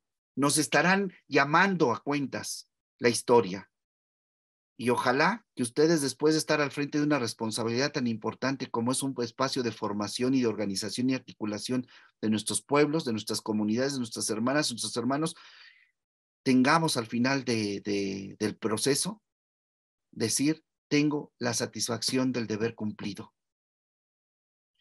No sé si han visto ustedes a los familiares de de nuestro general Zapata, con guaraches allá en el rancho, sembrando la tierra, volviendo nuevamente al lugar de enunciación. Es tremendo, nos interpela. Y claro, porque hay cosas que nos van modificando. Yo cuando iba a ver que iba a tener tanto libro yo en mi vida, allí cuidando las vacas, escribiendo más o menos las letras que no sabía, ¿ven? Y ahora por esto me da responsabilidad, por eso tengo que decirlo claramente, y les tengo que interpelar, y les tengo que decir, porque yo para eso estudié, no para hacerle el caldo gordo a nadie, sino a nuestro pueblo la justicia, y eso es mi tarea como académico. Y ahora que tengo la oportunidad de hacer política con ustedes, la hago y no la voy a desaprovechar. Ya ahorita llegará el momento, ustedes dirán, a ver, espérate tú, así no va el asunto. Bueno, yo les diré, fundamenteme, justifíqueme, argumentativamente, objetivamente, que no tenemos nada que aportar como pueblos originarios, como afromexicanos. ¿Ven? Díganme que no tenemos nada que aportar. Y si me demuestran que no, entonces yo agarro a Max Weber y me pongo a estudiarlo muy bien, y entonces yo repito a Max Weber, que dice que el Estado tiene el monopolio de la violencia legítima ante obedientes. Y lo repito. Y entonces lo que me toca es agacharme a quienes están al frente del Estado y entender que el Estado en un dualismo antropológico, eso no existe en el mundo indígena. No hay dualismo. No existe el representante y el representado. No existe eso. Existe un hermano, una hermana dentro de la comunidad que ejerce el servicio de amor a la comunidad. Servicio de amor a la comunidad. Y eso en griego se llama diaconía. No despotés, el despotés es el dueño. En griego despotés es el que posee. Y eso lo tradujeron en latín como dominus domini, señor. Y de ahí viene la palabra dominación. Lo que estamos proponiendo es una concepción de servicio de amor a la comunidad. Que llegamos, nos ponemos al servicio, hacemos lo que nos toca hacer porque debemos hacerlo así, por el bien de la comunidad. Y cuando hemos cumplido con nuestro servicio, agradecemos a la comunidad la oportunidad y seguimos caminando ahora desde la trinchera, la frontera y el desierto. Pero antes ya situamos temas, problemas, autores que orienten la voluntad de una comunidad mejor, porque no es la mejor posible la que tenemos. ¿Por qué tenemos que cambiar este mundo? ¿Por qué tenemos que cambiar la ciudad, el pueblo, el municipio? Porque no es el mejor municipio que tenemos. ¿Por qué tenemos que cambiar esta secretaría? Porque no es la mejor secretaría que tenemos y hay que orientarla en esa dirección. Y el partido, porque no es el mejor partido posible que tenemos. Tenemos que orientarlo en esa dirección. ¿Ven? Y si hay alguien de nuestros compañeros y compañeras que dice, no, esto es lo mejor posible, que nos lo fundamente, nos lo justifique argumentativamente y nos diga dónde quedamos como indígenas. A ver, ¿ven? Ya, carambolas. Entonces, es un espacio de formación con herramientas teóricas y metodológicas, como nos dijo la secretaria Jara hace un momento. Es tremendo, porque nos están dando herramientas teóricas para pensar y deconstruir, pero desde nuestro lugar de enunciación. No necesitamos blanquitud, no necesitamos blanquitud. Sí debemos de conocerla, ojo con eso. Sí debemos de conocer muy bien la blanquitud, cómo funciona, porque es la que nos está oprimiendo, es lo que les decía yo con Maquiavelo y Gramsci. Tenemos que conocer cómo funciona el poder. Es más, ¿qué les digo cómo funciona? Ustedes están en un lugar de poder. Ya están dentro del lugar de poder. Ahora la pregunta es, ¿cómo se ejerce? Y hay dos rutas, el déspotes o el diáconos. Como el déspota que se cree el dueño, el jefe, el patrón, o como el que sirve a la comunidad y de manera preferencial a los más vulnerables. Y ustedes y yo somos parte de los más vulnerables. Aunque hayamos tenido la posibilidad de haber estudiado y ya están en otro lugar, que no olvidemos de dónde venimos. Y ya están en toma de decisiones, en el ejercicio de poder de un partido que es hegemónico.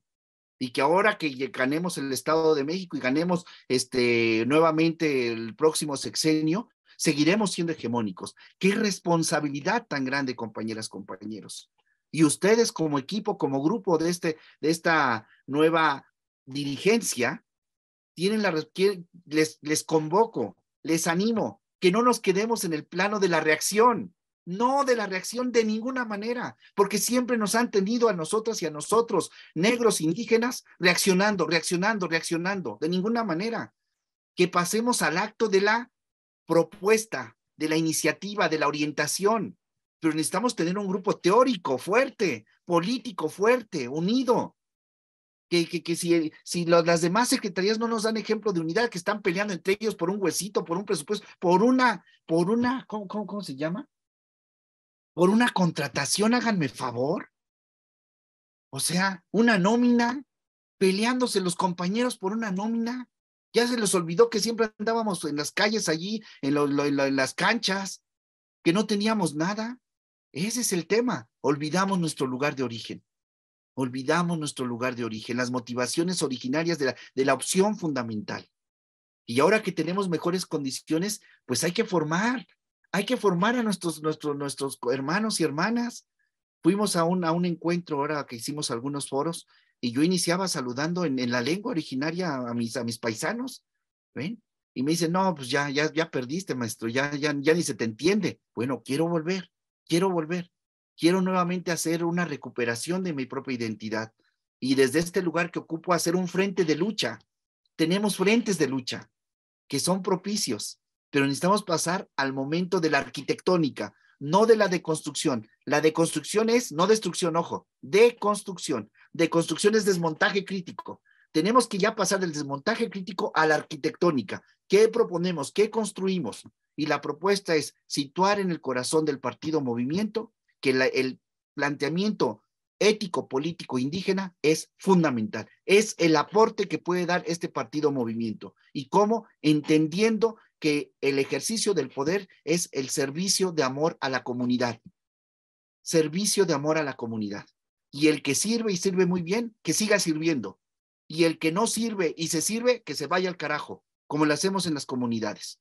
Como le hacemos. El compañero que no cuida a la comunidad, lléguele, lo vamos a formar mejor, para que otra vez, porque nos tenemos que hacer cargo de eso. Y nosotras y nosotros por lo menos tenemos un horizonte común. ¿Y cuál es ese horizonte común? Lo indígena y lo afro. Este es un espacio propicio, compañeras, compañeros. Ojalá lo aprovechemos y nos pongamos disciplina. Ya por lo menos ya tienen 3 libros para leer. No pueden decir, no, pues es que ni nos dan de leer allí en ese seminario que tenemos. Aquí están, a ver, chútense 3 libritos y después, ya que están encarrerados, se echan el otro librito que se llama Eurocentrismo y Teorías Críticas. Ahí está. Y entonces ya sé deconstruir el eurocentrismo que tengo acá y cómo yo como indígena aún soy eurocéntrico. Miren, nada más nos faltaba eso. Pues así es la vida. Porque el proceso ideológico educativo que teníamos era tradicional, eurocéntrico, machista, clasista, racista. Eso no viene, eso del que se habla a diario el presidente, no viene de la nada, viene de procesos educativos, compañeros, compañeras. Vayan a las iglesias y vean cuántos santos indígenas hay, si es que hay. ¿Ven? Y los que son indígenas, pues porque fueron traidores de sus comunidades indígenas que lo denunciaron a los Tlamatini y a las Tlamatinime. ¿Ven? Ah, caray. Y ya empezamos a deconstruir las cosas. ¿Ustedes creen que los que escribieron el Nícar Mopoa lo escribieron nada más así por, hay una virgencita que se apareció así de la nada? No, están haciendo política, reivindicando, en el nivel teológico, haciendo política. Nosotros hacemos política en todos los ámbitos, porque yo les decía, la fiesta es una acción política en nuestras comunidades, pero hay que saber tener marcos hermenéuticos paralelos y encontrar los elementos crítico-emancipadores y decir, estas somos nosotras y nosotros. Este prieto negrito es valioso, piensa por sí mismo, es autónomo y es responsable y asume su responsabilidad. Eso somos nosotras y nosotros. Pero para hacer esto, eso se llama autoconcepto. Tenemos que deconstruirnos, tenemos que encontrar los elementos crítico-emancipadores que tenemos, pero también los componentes ideológicos, encubridores, machistas, clasistas, racistas. ¿Ven? Fui allá a dar me invitaron unos hermanos afromexicanos en la Costa Chica y me llamaba la atención, me gusta salirme así a caminar y le decía un hermano a otro, ay, pinche negro, ven para acá. Fíjense, o sea, vean el tema, ¿no? O sea, el componente racista en la propia lógica nuestra. Porque, y cómo es como el efecto reflexionábamos en la universidad con los muchachos, como el efecto Doña Florinda. Doña Florinda que vive en la vecindad pobre, que es una madre soltera pobre, fíjense qué fuerte, y que sin embargo le dice al más pobre, porque no tiene trabajo, que es don Ramón, le dice la chusma. Si ven, o sea, hacemos y asumimos componentes ideológicos, clasistas, racistas, aun siendo nosotros quienes sufrimos los efectos negativos de ese racismo y ese clasismo. Porque ya yo me doy cuenta que yo no soy, mírenme, afromexicano con indígena, ahí le vamos combinando, pero Juan Manuel se empieza a creer que es Luis Miguel, que es el patrón de tal acto, sí, la negación de sí y el encubrimiento y el deseo, el encubrimiento de lo propio y el deseo de lo extraño. Entonces, ¿cómo desmontamos eso? Pues yéndonos, regreso al tema de la presentación, yéndonos a ese núcleo duro, ese núcleo fuerte que tenemos nosotras y nosotros y que tenemos que reivindicar de tal forma que lo valoremos en su potencialidad, que es este nodo 4. No quedarnos ni en el nivel 1, ni en el 2, ni en el 3, sino ir al 4 y reivindicarlo y valorarlo porque es lo más sagrado que tenemos nosotras y nosotros. Bueno, ¿cómo estamos constituidos en nuestra concepción antropológica? Ustedes y yo, compañeras, compañeros, por 4 núcleos éticos míticos. El mongólico asiático, el que nos llega de Asia, del cual nuestros pueblos originarios son primos hermanos de los pueblos del extremo oriente del oriente. Son continuidad, van a ver ahorita. Del núcleo ético mítico semita que nos llegó, la religión cristiana que viene de la tradición judía, que hunde sus raíces en el mundo mesopotámico y en el mundo egipcio, de aquí nos viene lo semita. Todas nuestras celebraciones están atravesadas por esta visión semita del mundo.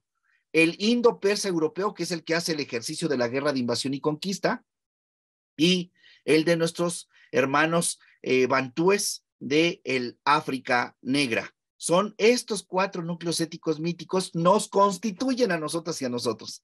Están en nosotras y en nosotros. Aún siendo indígenas, estamos constituidos por todos estos núcleos éticos míticos. Entonces hay que conocerlos en sus componentes crítico-emancipadores para no reproducir prácticas de dominación de estos núcleos éticos míticos también que están presentes. Vamos a ver el núcleo ético mítico. Bueno, estos núcleos éticos míticos nos dan un lugar de enunciación, compañeros, compañeras. O sea, ¿dónde estamos situadas? Dice un profesor que se llama Ignacio Ellacuría que la persona empobrecida, y ojo, nosotras y nosotros estamos hablando por el bien de todos, primero los pobres, dice el presidente de la República, hace una recreación la Secretaría, por el bien de todos, primero los pueblos. Bueno, hay un profesor, un gran filósofo latinoamericano que se llama Ignacio Ellacuría y dice sí, pero no desde cualquier lugar. Dice, hay un lugar que da verdad. Miren qué fuerte, un lugar que da verdad. Y el lugar que da verdad para Ignacio Ellacuría es el lugar de los pobres. El lugar de los pobres, compañeras, compañeros, es el lugar que da verdad. ¿Por qué? ¿Por qué el lugar de los pobres? Del enfermo, la viuda, el huérfano, el extranjero, el vulnerable. ¿Por qué ese lugar de vulnerabilidad da verdad? Porque este lugar de los vulnerables es la contradicción de la lógica de reproducción de cualquier sistema. Un sistema político, por ejemplo, se propone la democracia. Quienes forman parte del proceso electoral, que son elegidos y que son representantes, pues ellos dicen, sí funciona, ahí tienen, ya saben a quién, esa institución que no quiero mencionar para no hacer problemas, dicen, estamos bien. ¿Cuál estamos bien? La democracia no se reduce a un ejercicio de tachar una boleta y ponerle a un papel y ponerla en una urna. La democracia es una forma de vida. La democracia es en la casa, la democracia es en el trabajo, la democracia es en el deporte, la democracia es en la educación, es en el partido movimiento. O sea, ¿cómo vamos a hablar de llenarnos la boca de democracia y ser unos antidemócratas, impositivos, violentos, excluyentes? Es el principio de coherencia que es propio de la tradición indígena. ¿De dónde viene la autoridad? Dice mi papá. Esa persona no tiene autoridad moral, dice. No sabe lo que está diciendo, no tiene autoridad, porque para él, que es indígena, la palabra es lo más fuerte que se tiene. Es el tema del aliento y la palabra verdadera. Y tenemos, si yo pierdo la palabra, pues imagínense, pierdo mi canto, mi cuicat, mi flor, ya no tengo autoridad. ¿Cómo se va a parar Juan Manuel a hablarnos de democracia si en su salón de clases es un autoritario, en su relación erótica con su calabacita tienes un golpeador, en la relación con sus hijos es un impositivo, y después cuando está discutiendo en el partido, si no están de acuerdo con él, los manda al carajo. ¿Dónde queda el respeto y el reconocimiento? Que Juan Manuel tendrá conocimientos, pero no tiene ninguna autoridad. ¿Ven? Tremendo. Quedarse sin autoridad con la palabra, compañeros, es tremendo. Pero hay compañeros y compañeras que tienen la autoridad cuando hablan. Y por eso decimos, ¿sabes? A ver, déjame escuchar a Celerino, déjame escucharlo, porque Celerino tiene autoridad moral. Quiero escuchar su palabra porque su palabra tiene peso. Observa el principio coherencia entre lo que piensa, dice y hace. Por eso tiene autoridad moral. Y su palabra es valiosa. Pero cuando perdemos la palabra, cuidado. Y eso en nuestros pueblos lo sabemos. ¿Cómo piden la asamblea la palabra Juan Manuel cuando es un gandalla, cuando anda vendiendo cerveza cuando no debe, porque anda allí, ya tiene anda metiendo mota con los muchachitos, etcétera? ¿Con qué autoridad habla ese señor?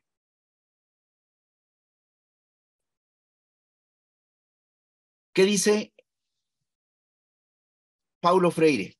Dice Paulo Freire, el proceso de liberación o eliminación de la discriminación, opresión y dominación que sufren los seres humanos en general, y aquí diríamos las mujeres, los pueblos indígenas y los afromexicanos en particular, dice Paulo Freire, pasa necesariamente por la toma de conciencia crítica, la concientización de esos lugares donde cruzamos que condicionan nuestra lectura de la realidad y nuestra práctica social. El proceso de liberación, compañeras, compañeros, el proceso de liberación, perdón, me adelanté, el proceso de liberación pasa necesariamente por la concientización.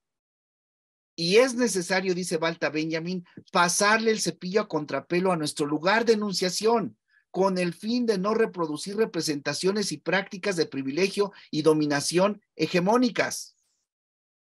Por pasarle el cepillo a contrapelo. Miren, por ahí teníamos un compañero, un hermano teórico, que reivindicaba incluso su ser indígena de parte de papá y de mamá, y cuando ya sus intereses personales ya no se vieron retribuidos como anhelaba, pues empieza uno a despotricar. Lo que quiero decir que no basta con ser indígena para tener autoridad moral, no basta, hay que ganárnoslo, hay que observar el principio coherencia. No, pues también hay indígenas de derecha y hay indígenas conservadores también. O sea, no es ninguna garantía, pero sí nosotros observamos el principio coherencia que nos da nuestro núcleo ético mítico originario, vamos a tener autoridad moral y vamos a asumir la responsabilidad que nos corresponde. Entonces, hay que pasarle el cepillo a contrapelo a nuestras concepciones del mundo, porque puede ser que seamos indígenas eurocéntricos. Miren nada más, indígenas eurocéntricos. Y les quiero decir que no está nada lejos eso. ¿Por qué? Porque el proceso ideológico, incluso de evangelización, tenía la pretensión de europeización, es decir, de europeizar a los indígenas. Échenle cuántos siglos hubo todo ese proceso. Ahora, desmontarlo críticamente, no estoy diciendo negándolo de ninguna manera, estoy diciendo desmontándolo críticamente para entender qué elementos crítico-emancipadores nos dan las prácticas religiosas de nuestros pueblos y qué elementos encubridores, sacralizadores de prácticas de dominación estamos reproduciendo. Y eso tenemos también que revisarlo a nivel político. A nivel político también hay prácticas de liberación y también hay prácticas de dominación, de despotismo, de sometimiento. Entonces hay que pasarle el cepillo a contrapelo a nuestras representaciones, dice Walter Benjamin. Pero también el profesor Hermann Cohen, un gran teórico también del siglo pasado, dice la crítica político-profética, ético-política, si quieren ustedes, consiste, y ojo, esto es para nosotras y nosotros, consiste, como sostiene Hermann Cohen en el prólogo de su texto La religión de la razón, en saber situarse, compañeros, compañeras, en el lugar de los pobres y desde allí efectuar el diagnóstico de la patología del Estado. Más claro ni el agua. Aquí podríamos dejar ya la presentación para entrar a la discusión, pero nos está diciendo el lugar de enunciación, el lugar que nos va a permitir a nosotras y a nosotros detectar por qué hay pobres, por qué hay exclusión, por qué hay racismo, clasismo. Dice, es el lugar del pobre, Hermann Cohen, uno de los grandes teóricos del siglo XX. Y hay que saber situarnos, por eso espacios de formación son importantísimos. No podemos nosotros hacer vacíos a los espacios de formación. Es más, me están cristalizando mi derecho como militante a recibir formación crítica como formación permanente en mi despliegue como militante de un partido o movimiento. Me están dando herramientas teóricas y metodológicas. ¿Para qué? Para saber situarme en el lugar del pobre. Miren, esta señora de Hidalgo, que se llama Flor, y no lo quiero decir en náhuatl, que todo el tiempo está reivindicando lo indígena y es una sinvergüenza, es una hipócrita, una traidora de sus propios principios de comunidad indígena, pero usa lo indígena para la promoción personal. ¿Y saben cómo se dice eso en griego? Eso se llama idiotez. El idiota es una categoría política, no vayan a pensar que estoy ofendiendo a gente. El idiota es aquel, idiotez en griego quiere decir privado, eso quiere decir en griego idiotez, privado. Entonces el idiota es aquel que toma el interés privado, lo presenta como público para la promoción de su propio interés. Entonces, cuando vean ustedes que un compañero de Morena se está pasando de listo, o una compañera de una comunidad se está pasando de listo y está metiendo su interés personal o de grupo como si fuera el interés común, es una idiota. De allí la palabra idiota tiene la connotación del ignorante del arte de vivir en comunidad. Fíjense qué interesante concepto. ¿Ven? Ahora ya, como aprendimos en este espacio de formación, cuando se nos quiera pasar allí José Romero de listo, le digo, no se pase de idiota, compañero. Y ya va a entender perfectamente que nos referimos que no quiera meter su interés personal como interés público para sacar rajada personal o de grupo. ¿Sí ven qué fuerte es el tema? Entonces, ¿en qué consiste la teoría crítica? Y aquí cierro esta primer partecita de exposición. Consiste en sabernos situar en el lugar del pobre, por el bien de todo, primero los pobres, saber situarnos y desde ese lugar hacer el diagnóstico de la patología del Estado. ¿Por qué hay pobres? ¿Por qué los indígenas a lo largo de la historia de este país siempre hemos estado hasta abajo? ¿Por qué hemos sido excluidos? ¿Por qué nuestras comunidades tienen menos comunicación? Porque que las zonas, y cuando llegan a las zonas rurales por migración forzada, nuestros indígenas niegan su ser indígena. Y luego se tornan, por ejemplo, personas de seguridad pública, y en lugar de reivindicar lo indígena, mientras menos indígena aparezca, es mucho mejor. Todas estas cargas de negación de la propia identidad, ¿a qué obedecen? ¿Por qué obedecen? ¿Por qué funcionan? ¿Por qué se reproducen? Es parte del estudio que tenemos que hacer. Y bueno, ya eso es en el nivel del diagnóstico, pero ya en el nivel de la propuesta, decir, si el aporte de entender el ejercicio del poder en las comunidades indígenas es el servicio de amor a la comunidad, como una diaconía, y eso se expresa en el mandar obedeciendo, vamos a posicionar ese aporte en el debate político de este partido movimiento, que esa sea la matriz de entender el ejercicio del poder de este partido, porque ojo, un partido, como lo dice muy bien Max Weber, es la lucha por el poder. Sí luchamos por el poder, hay que dejarlo clarísimo, sí luchamos por el poder, pero nuestra concepción del poder no es como dominación, no es como la concepción eurocéntrica, hegemónico, burgués capitalista. Es entendida como el pensamiento en las tradiciones indígenas, es decir, como un servicio de amor a la comunidad, donde vamos, lo desarrollamos, aprendemos, lo repusimos y lo hacemos para mejorar la alegría de vivir de nuestra comunidad. Y cuando lo concluimos decimos, gracias por haberme permitido servir, me retiro ahora a seguir haciendo mi trabajo en mi propia comunidad. ¿Ven? Porque otro tiene que aprender, otro tiene que venir y tiene que aprender a servir también. Eso, ¿cómo lo posicionamos? ¿Cómo hacemos que eso se convierta en los compañeros eurocéntricos, patriarcalistas, machistas, déspotas que tenemos incluso dentro del partido Movimiento? ¿Cómo hacemos para cambiar eso? ¿Ven? ¿Cómo podemos hacer que esta secretaría sea ejemplo de cómo hace el ejercicio del poder como servicio de amor a los compañeros y a las compañeras? Pero en todos los ámbitos, no solamente en la centralidad nacional, ¿ven? Sino desde allá, metido en Pulgas Pandas, allá en Tecuac, cerca de Atlacomulco, como desde allí que yo que coordino a los compañeros en el ámbito indígena, allí con mi comunidad Mazahua en San Felipe, ¿cómo le hago para que vean cómo es servicio de amor a la comunidad? ¿Cómo le hacemos? ¿Cómo lo construimos? ¿Cómo lo rescatamos? ¿Cómo hacemos ese tequio de saberes?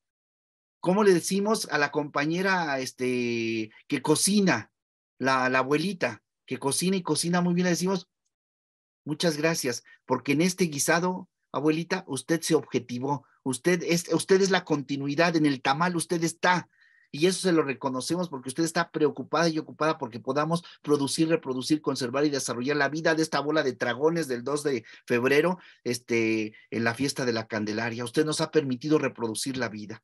Y así decirlo, pero ya no la abuelita, sino ahora al que hace de policía dentro de la comunidad, al que hace de campanero dentro de la comunidad, al que saca los perros, etcétera, etcétera.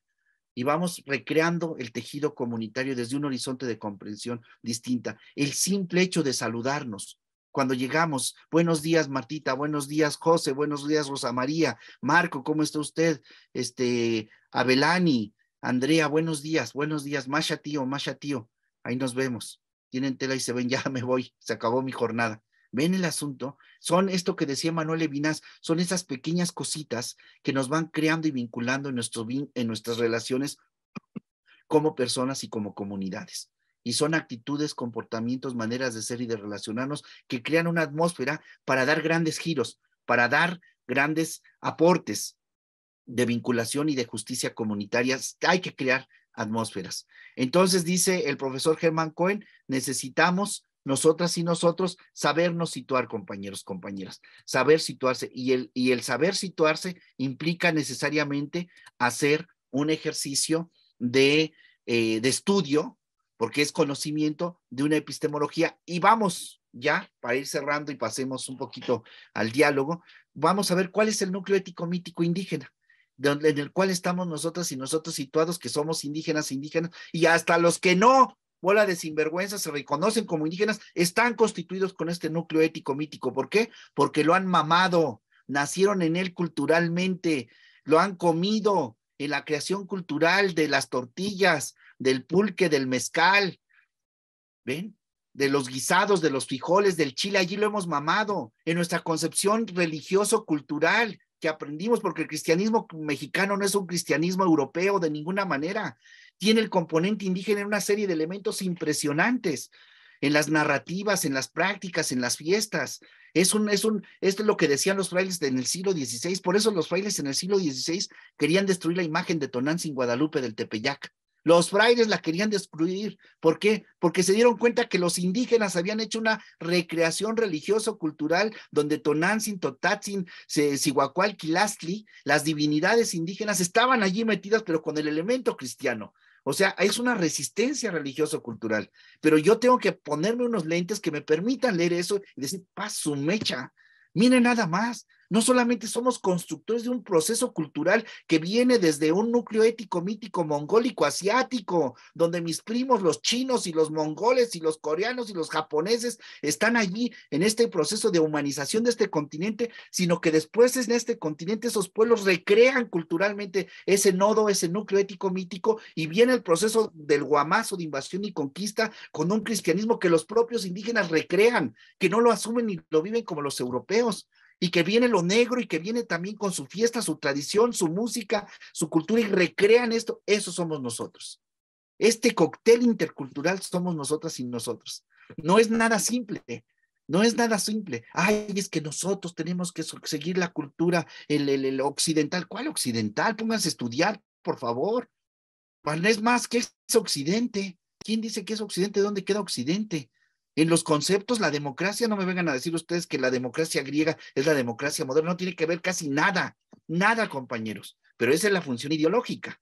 Pero cuando nos tomamos en serio el conocimiento, y yo situándome como indígena, y digo, a ver, ¿qué tiene que ver el poder en la democracia en la polis griega con el Calmecac y el Tepochcali, o en el Altepetl de México, Tenochtitlan, o en el Altepetl de Atlacomulco, Atlacomuli, que en realidad era Ámbaro, Mazahua y no Mexica, como después el proceso de sometimiento que hicieron los mexicas? ¿Ven? Entonces empieza a moverse todo con una manera y una mirada distinta. Me voy a la concepción antropológica, que es lo que nos ocupa, para que cerremos con eso. Bueno, el núcleo ético mítico mongólico amerindio, algunos de los grupos humanos que compartían el núcleo ético mítico mongólico asiático, los chinos, los japoneses, ahora ya en la tradición moderna, los coreanos, etcétera, mongólico asiático, continuaron desplazándose hacia el extremo nororiente de la masa continental asiática. Acá estamos, en esta parte de acá, y sin darse cuenta penetraron por el llamado estrecho de Bering, esta zona, a un territorio que por primera vez los acogía. No había conciencia de que llegaban a un continente, evidentemente. Eso tuvo lugar más o menos hace 45 o 50,000 años. Déjenme quitar esto, así, ahí está. Ahora bien, la humanización del continente, ¿de dónde venimos nosotras y nosotros? Nuestros ancestros, ¿de dónde vienen? Es opinión general. Es opinión general o común entre los especialistas que el origen de quienes humanizaron el llamado continente americano, tanto en el norte como en el sur, es asiático. Por lo tanto, los pueblos indígenas de Amerindia, ustedes y yo, son descendientes directos de quienes formaban parte de las oleadas migratorias provenientes del Asia, tanto por el estrecho de Beringia, por el Kuroshibo, las islas Aleutianias en el norte, el Kuroshibo del Japón, los melanesios, los polinesios y por la zona de la Antártida. Este es el proceso de humanización de este territorio que es nuestra casa, nuestra Pachamama, nuestra Tonantzin. Ahora bien, los indígenas asiáticos y los americanos comparten pues no solo evidentes aspectos genotípicos, contenido genético y rasgos fenotípicos, físicos y conductuales, sino también patrones culturales y cosmoperceptivos. Esto se puede ver claramente en el ser y quehacer de los pueblos amerindios, cuyo nodo fundamental cultural, más allá de los distintos tipos o manifestaciones, mayas, mixtecos, zapotecos, rarámuris, etcétera, tienen expresiones que tienen... Es el mismo desde las nieves perpetuas en la tierra bella de los Inuit hasta el territorio sagrado de los Shelkam en el extremo sur del continente, en la llamada Tierra de Fuego. Todo el continente, compañeros, compañeras, son los tomos que les vamos a regalar digitalmente, esos 3 tomos, para que vean ustedes cómo hay una continuidad en los pueblos. Nada más los recrean de manera distinta conforme a las lenguas. El sentipensar de estos pueblos es integral, donde el dualismo de cualquier tipo ontológico, epistemológico, antropológico, teológico, político, no existe, no hay dualismo. No hay dualismo. Es que el Dios de la dualidad no han entendido nada ni saben. No saben, o sea, están usando los lentes griegos, los lentes romanos, los lentes europeos para hablar del pensamiento indígena. No existe el dualismo en el pensamiento indígena.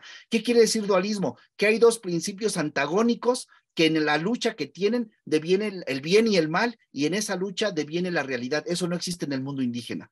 Es comunitario, la comunidad está en el centro, pero no subsume a la persona. Es relacional, donde todo está inter y retro vinculado. Déjenme ver, ahí está.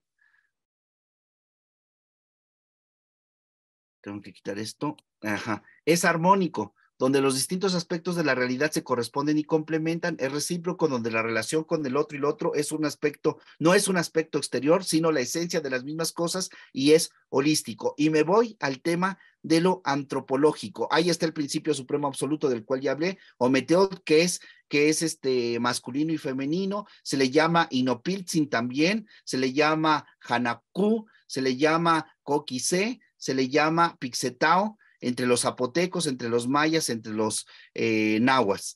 El origen, el Masehuali, aquí, esto es lo que me interesa, y con esto terminamos. La pareja indisoluble de Tezcatlipoca y Quetzalcóatl, una de las epifanías del principio integral. Fíjense qué interesante, hay un solo principio, y ese principio tiene rostros, tiene epifanías, tiene manifestaciones. 2 de esas manifestaciones, uno es Tezcatlipoca y otro es Quetzalcóatl. Son los protagonistas no solo de la creación del mundo, sino también de la humanidad. Quetzalcóatl es quien asume la tarea de restaurar a los seres humanos. A fin de cumplir con ese propósito, baja a la región de los muertos, al Mictlán. Lo divino del cielo baja a lo divino debajo de la tierra, el Mictlán, en busca de los huesos preciosos que empleará para la formación de los seres humanos. Después de superar serias dificultades y con la ayuda de su nahual, de gusanos y de abejas silvestres, logra Quetzalcóatl, mediante su propia sangre, la penitencia de 5 dioses y el trabajo de Tonantzin, crear a los seres humanos. Repito, el sacrificio, su trabajo de Quetzalcóatl, su sangre, la penitencia de 5 dioses que se pusieron a hacer penitencia, y Tonantzin que muele los huesitos para hacer a los seres humanos. Estos, los masehuales, fueron llamados masehuales, es decir, los merecidos por la penitencia, los que tienen merecimiento, los que tienen dignidad. ¿Qué somos nosotras y nosotros, compañeros y compañeras? Somos masehuales, tenemos merecimiento, tenemos dignidad. Quienes vengan de Puebla, compañeros y compañeras, cuando van a Calpan, cuando van a Huejotzingo y tocan a la puerta y llegan a una casa, les dicen los hermanos, las hermanas, ¿ya mereció? Y uno se espanta porque dice, ¿qué merecí de qué? Y merecer, ¿saben qué significa? Si ya comimos. Es el merecimiento, es la vida. Y si no ha merecido, siéntese a merecer, aunque no merezca, digo, si es que no ha trabajado, ¿no? Entonces el asunto es el merecimiento. Ustedes y yo somos dignidad infinita y como tal nos debemos de tratar, es decir, somos fines en sí mismos, como lo va a decir 4 siglos después Kant. Kant va a decir lo mismito, pero lo va a decir ya 4 siglos después. Los pueblos originarios Nezahualcóyotl lo dice. Amo el canto del censontle, pájaro de 400 voces. Amo el verde color del jade. Amo el enervante perfume de las flores. Ustedes que son indígenas saben lo que significa Inxochilincuicatl. Saben perfectamente de lo que estamos hablando. ¿Saben por qué nuestras mujeres y nuestros hombres, nuestras niñas y nuestros niños se visten con flores y cantos? ¿Qué significa la flor y el canto en nuestro mundo indígena? Es lo que está diciendo Nezahualcóyotl. Más valioso que el pájaro de 400 voces, más valioso que el enervante perfume de las flores, que es lo máximo que puede existir en el mundo indígena, dice, amo a mi hermano, el ser humano. Eso somos ustedes y yo, compañeros, compañeras. Preguntémonos, como diría Walter Benjamin, si estamos a la altura. Preguntémonos si estamos a la altura. Yo espero que estemos a la altura y no nos vaya a pasar como Walter Benjamin, que dijo, no estuvimos a la altura, porque estuvimos en la Primera Guerra Mundial, supimos lo que significaba la Primera Guerra Mundial y no supimos detener la Segunda Guerra Mundial. Está hablando en Europa. Nosotros venimos de un proceso de corrupción sistemática, de engaño, de manipulación, de explotación a nuestros pueblos originarios y desde nosotros mismos como originarios. Estamos a la altura para hacer un giro y que nuestras comunidades, que han sido las más negadas, las más explotadas, las más clasificadas y sufriendo el racismo sistemático, incluso político, institucional, y en las escuelas, ¿estamos a la altura para hacer la modificación?